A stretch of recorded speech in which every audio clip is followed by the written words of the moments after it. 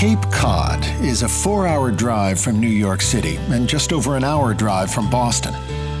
Reaching 65 miles into the North Atlantic like a proud seafarer's arm, life here is lived by the tides.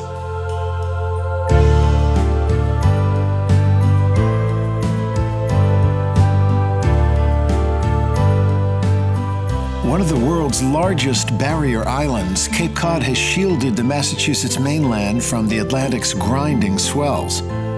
For centuries, this 400-square-mile peninsula of beaches, forests, and ponds has been a sanctuary for its native peoples, for pilgrims, mariners, artists, and vacationers. While many come for the beaches, this is far more than just another seaside summer escape. Once you've inhaled the salty spirit of this place, you'll understand why locals say, once a Cape Codder, always a Cape Codder. And you don't need to travel far to catch that spirit. Leave the mainland behind and journey into the Upper Cape, home to historic villages like Woods Hole. It's in villages like these where common sense has stood firm against the fickle winds of architectural whimsy.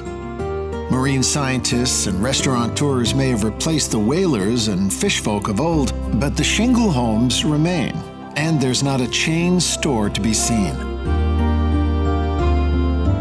Wherever you travel on the Cape, the sea surrounds you, and the Upper Cape is no exception. Drop your towel on the sands of Old Silver Beach and wade into the calm waters of Buzzards Bay.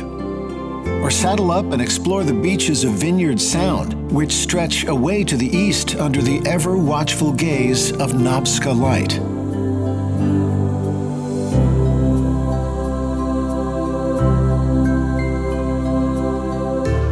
The town of Falmouth is the perfect place to take to the waters, whether it's for a quiet paddle or the 50-minute ferry ride to Martha's Vineyard.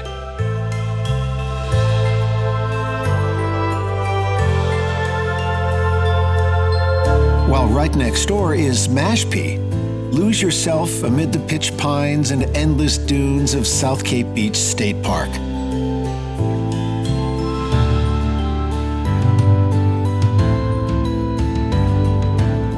Follow the currents further from the mainland into the Mid-Cape region.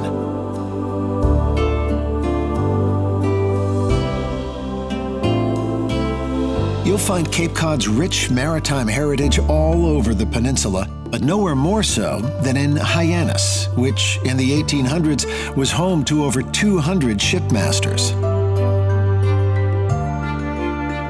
Hyannis was also the summer retreat of one of America's most revered presidents and naval heroes, John F. Kennedy. When JFK urged his countrymen and women to set sail and not sit in the harbor, the Cape Cod call to adventure could be felt right across the nation.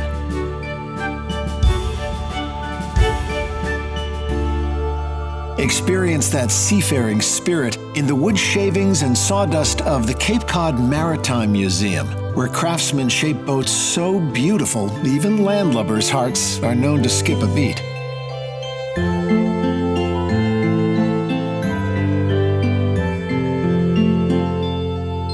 Ride the sea breezes further eastward to the Cape's elbow and drop anchor at Chatham.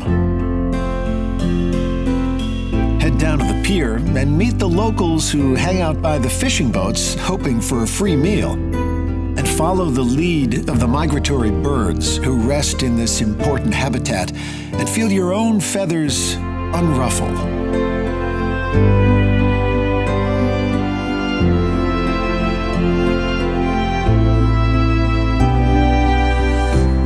From Chatham, wind your way north through the Outer Cape to Eastham, the gateway to the Cape Cod National Seashore. Founded in 1961 by John F. Kennedy, this national treasure covers almost the entire east coast of Cape Cod, preserving its historic landmarks and pristine habitats for future generations to enjoy. Gazing out upon the wild Atlantic from this 40-mile stretch of pristine seashore is the perfect antidote for the rigors of modern life. For this is the place, Henry Thoreau once wrote, that a man may stand still and put all America behind him.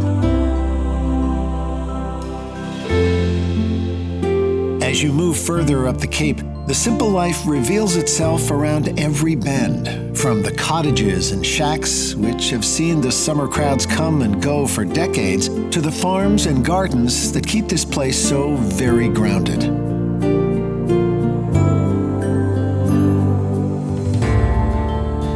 Our journey ends at Cape Cod's northern tip, where the Cape's modern story began, in Provincetown. For it was here, in 1620, where the Mayflower finally dropped anchor and 102 weary pilgrims first came ashore. Visit the Pilgrim Monument and Provincetown Museum and learn about life in P-Town in days gone by. Then wind your way to the top of the Pilgrim Monument, which rises above this outpost that has long been a haven for adventurers, artists, and free thinkers.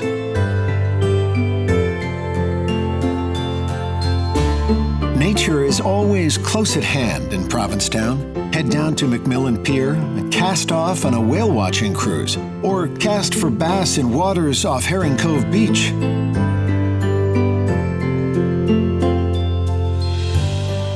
Fill your water bottles and explore the Provincetown Dunes, a vast expanse of windswept tranquility that playwright Eugene O'Neill once called a grand place to be alone and undisturbed. Cape Cod has long provided the stage for American dramas, grand and small, from the weary pilgrims who waded ashore for a better life to the early beachcombers who sought quiet refuge from the industrial age. Today, Cape Cod continues to offer those who come the gifts of connectedness and calm. For this is a place that reminds us that a life lived by the tides is the best kind of life of all.